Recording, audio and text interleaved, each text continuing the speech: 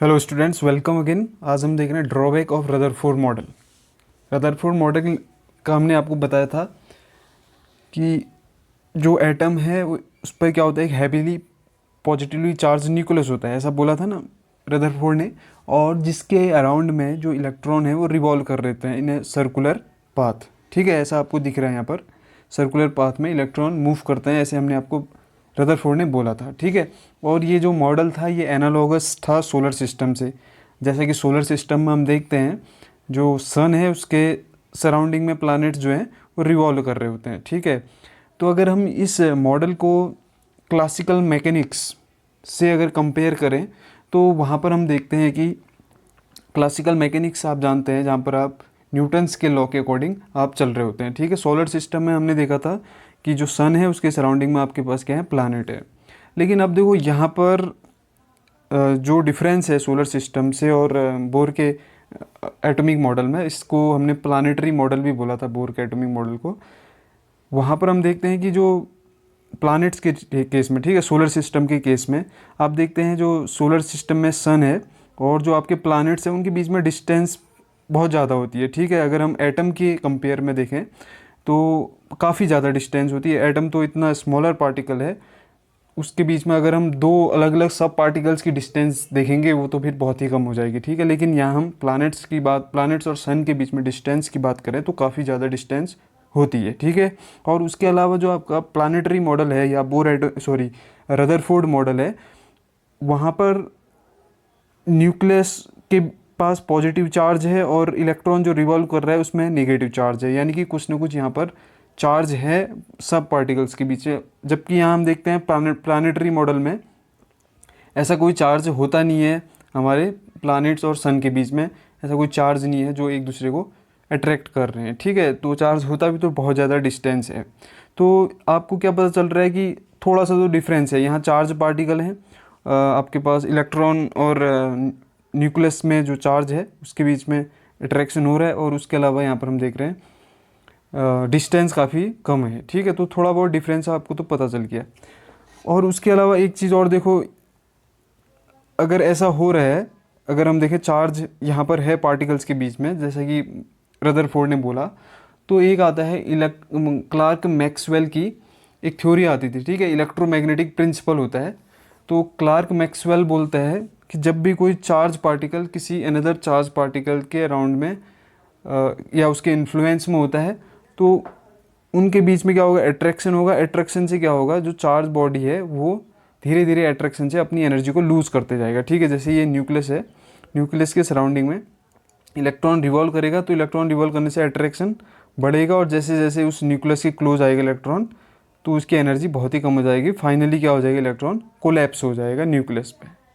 ठीक है, जैसे कि ये दिख रहा है, अब ये डायग्राम जो आपको दिख रहा है ना, तो यहाँ पर इलेक्ट्रोमैग्नेटिक थ्योरी तो ये बोलती है क्लार्क मैक्सवेल की जो इलेक्ट्रोमैग्नेटिक प्रिंसिपल है, वो बोलता है कोई चार्ज पार्टिकल अगर किसी दूसरे चार्ज पार्टिकल के इन्फ्लुएंस में है तो वो कंटिन्यूसली अट्रैक्शन हो रहा है तो उनके बीच में, ठीक है, तो वो धीरे धीरे क्या होगा, अपना जो एनर्जी है उसको धीरे धीरे लूज़ करते जाएगा। ठीक है, एनर्जी लूज़ करेगा। फाइनली अगर इस तरीके से चले तो फाइनली जो इलेक्ट्रॉन है वो क्या हो जाएगा, न्यूक्लियस पे कोलैप्स हो जाएगा। अब न्यूक्लियस पे कोलैप्स हो गया तो इसका मतलब अब तो एटम रहा ही नहीं है ना। एटम और इलेक्ट्रॉन जो है वो तो पूरा कोलैप्स हो गया न्यूक्लियस में, तो एटम का तो कोई एग्जिस्टेंस ही नहीं रहा। ठीक है, लेकिन ऐसा कोई एक्सप्लेन तो किया नहीं था ना रदरफोर्ड ने।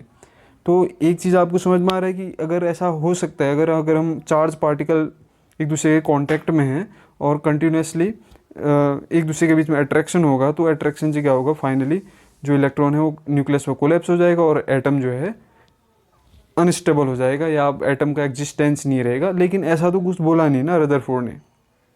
ठीक है, तो इसलिए हम यहाँ से बोल सकते हैं रदरफोर्ड जो थे वो स्टेबिलिटी ऑफ एटम को एक्सप्लेन नहीं कर पाए। ठीक है, उन्होंने स्टेबिलिटी के बारे में कोई डिस्कशन नहीं किया।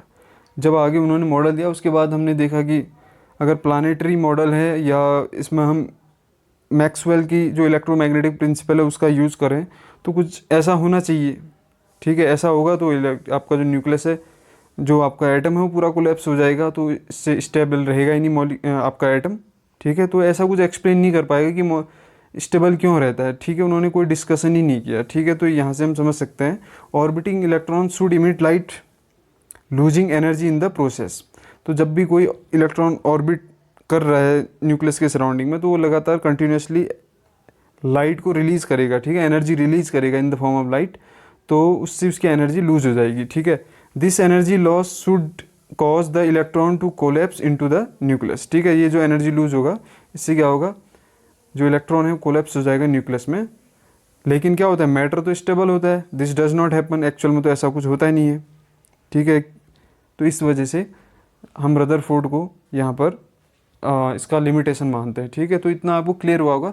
इसके अलावा भी एक लिमिटेशन और है इसका जो एटॉमिक स्पेक्ट्रा होता है, अभी हमने इसको समझना है पहले। जब आप एटॉमिक स्पेक्ट्रा को समझ लेंगे तब आपको ये लिमिटेशन समझ में आएगा कि जो हाइड्रोजन है, हाइड्रोजन का एक एटॉमिक स्पेक्ट्रा होता है, उसको भी रदरफोर्ड एक्सप्लेन नहीं कर पाए थे, ठीक है। ये याद रखना। अब एटॉमिक स्पेक्ट्रा क्या है, इसी पर हमने डिटेल पाना है। हमने देखना है कि neutron, proton, electron, isobars, isotope, सारी चीज़ें देखनी है। उसके बाद हम आएंगे एटॉमिक स्पेक्ट्रा पर, ठीक है। एटॉमिक स्पेक्ट्रा के बाद हम आएंगे यहाँ पर बोर एटॉमिक मॉडल में, ठीक है। क्योंकि रदरफोर्ड तो फेल हो गया है, तो अब रदरफोर्ड के बाद कोई नया मॉडल तो आएगा ही आएगा, लेकिन उससे पहले हमने बहुत सारी चीज़ें समझनी है, ठीक है।